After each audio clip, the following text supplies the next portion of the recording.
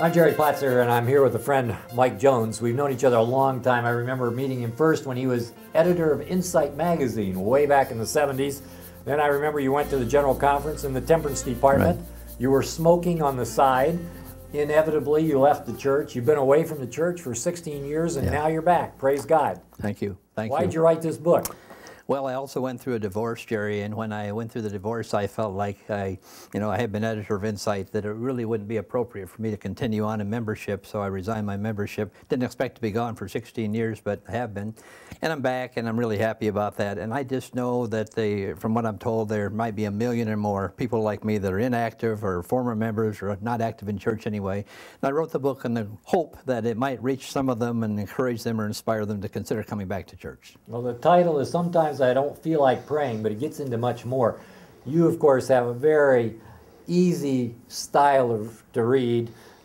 The anecdotes, the humor, the transparency, the grace orientation, all of those things are in here. It's a fascinating book. I found myself this morning reading it on my exercise bicycle, and I said out loud, wow, this is good.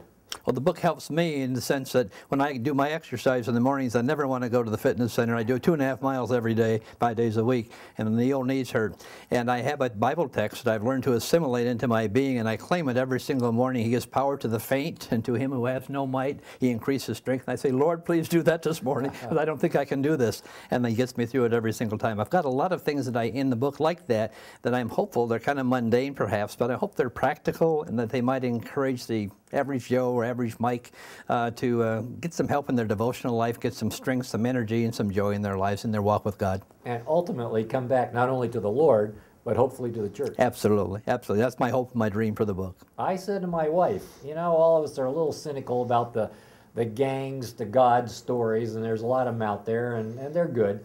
But this has a certain true ring to it that I said to my wife, I think we could take this book and knock on some doors of backsliders, former members, and say, we'd like to see you back in church. Why don't you take this gift from us?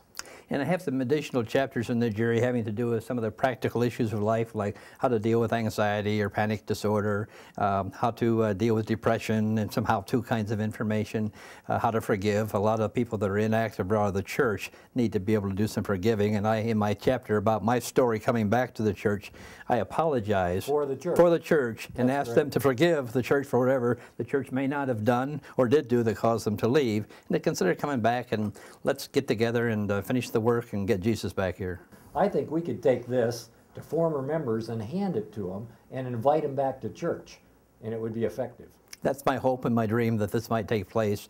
And you know, my job just ended with Voice of Prophecy, December 31, and I'm saying to the Lord, help me not to run ahead of you this time, because I've always been assertive and run ahead, I think, in letting people know I'm available.